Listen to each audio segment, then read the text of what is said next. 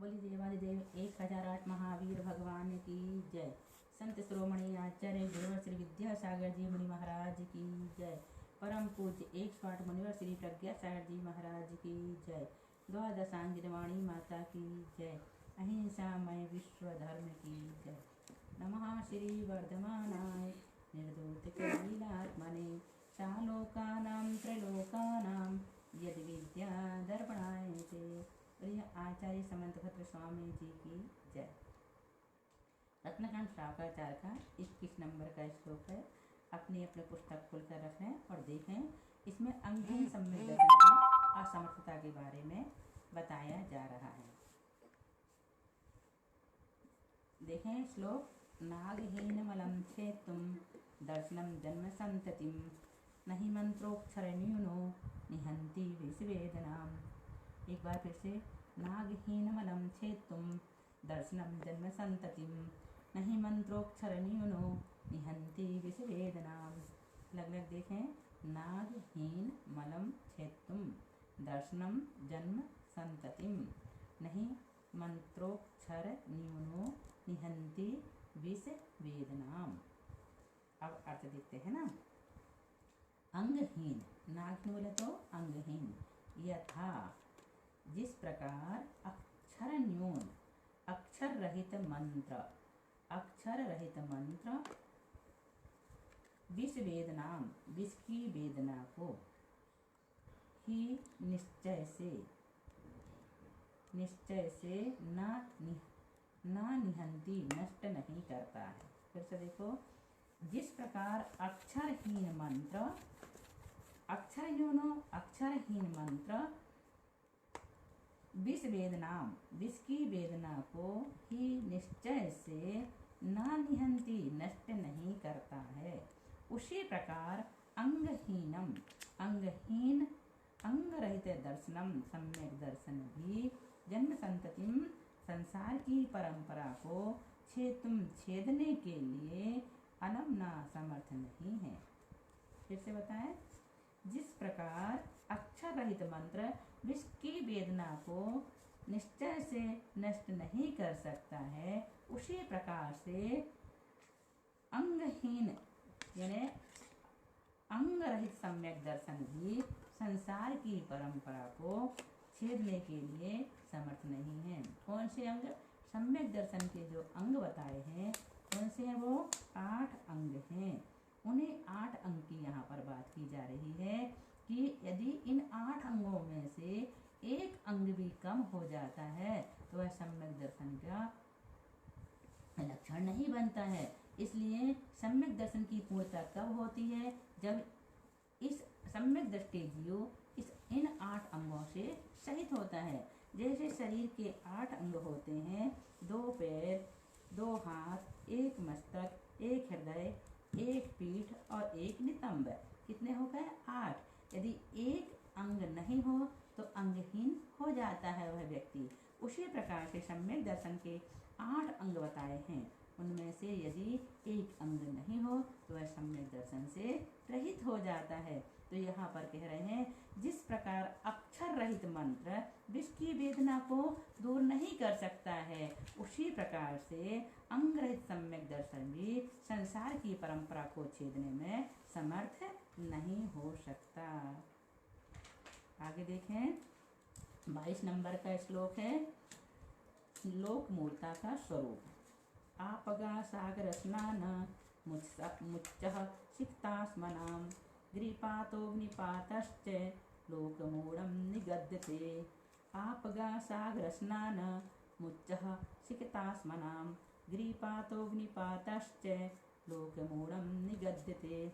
आपगा सागर स्नान मुच्चः सिक्तास्मनां ग्रीपातोऽग्निपातश्च लोकमूढं निगद्यते। आ गया? अलग से इसलिए बता देते हैं ताकि आप शुद्ध उच्चारण कर सकें। देखो।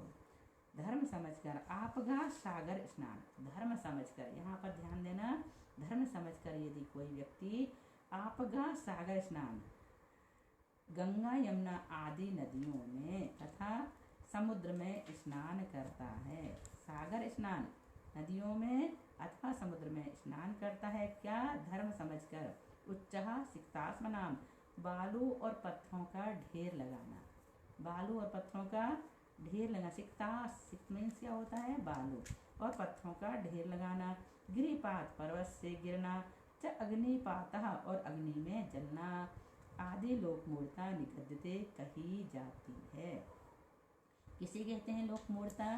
धर्म समझकर गंगा यमुना आदि नदियों में तथा समुद्र में स्नान करना, बालू और पत्थरों के ढेर लगाना, पर्वत से गिरना और अग्नि में जलना आदि लोक मूर्ता कही गई है।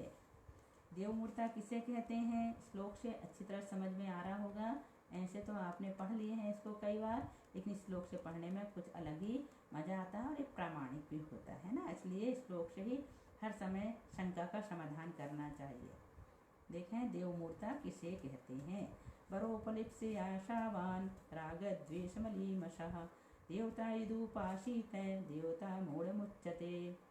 फिर से, वरोपलिप्से आशावान राग द्वेष मलीमशः, देवता यदुपासीत देवता मूढ़मुच्यते।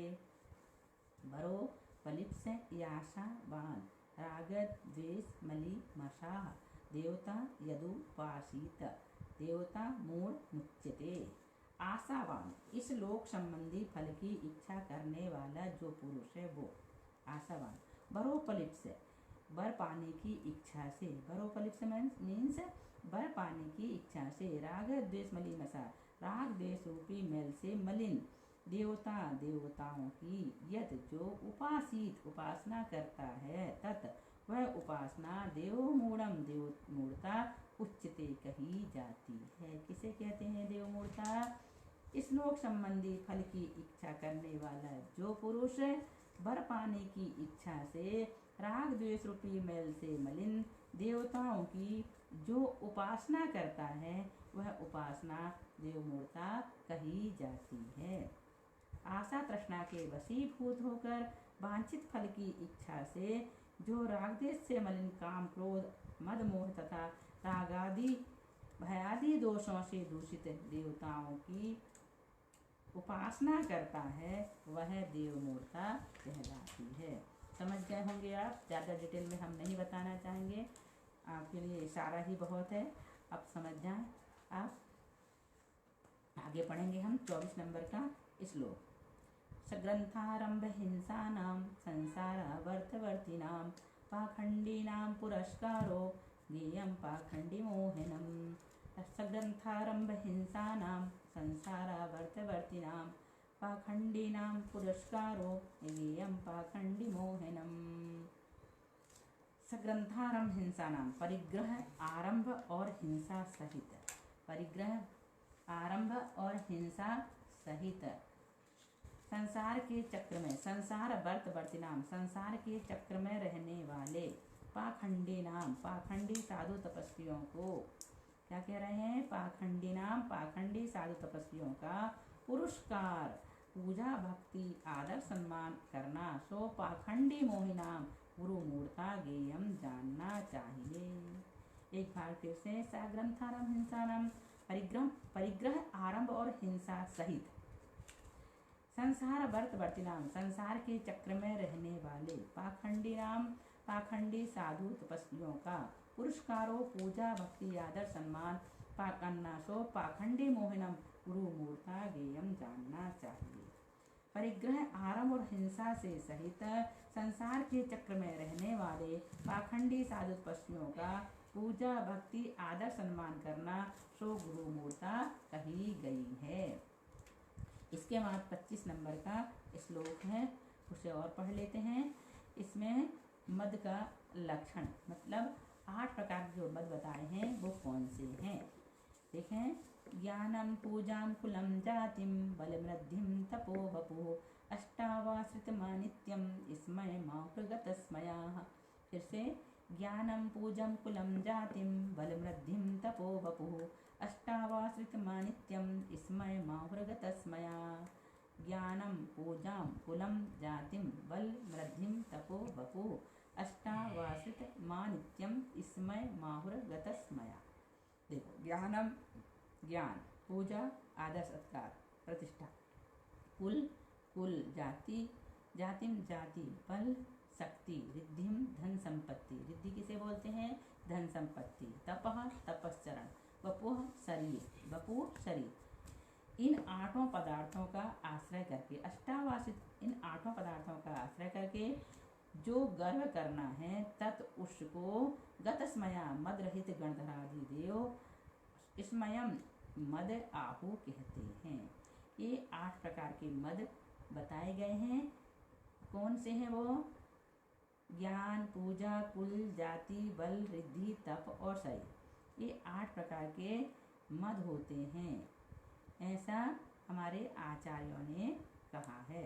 तो इन मदों से छुटकारा पाना है। कोशिश यही करना चाहिए कि इनमें से चाहे कोई भी मद हो, नहीं होना चाहिए।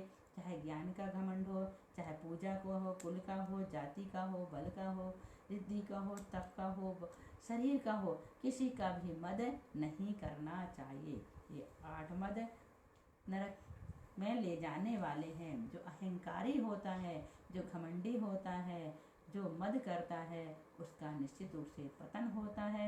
इसलिए इन 8 मदों को समझकर इन्हें छोड़ने का प्रयास करना चाहिए। तो मद कितने होते हैं?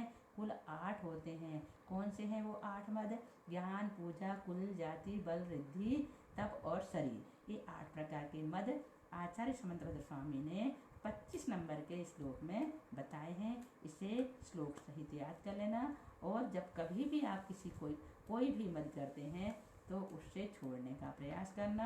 कभी इस प्रकार के मद में लिप्त मत होना। कुछ भी साथ जाने वाला नहीं है, इसलिए किसी का भी घमंड नहीं करना चाहिए। बोलिए महावीर भगवान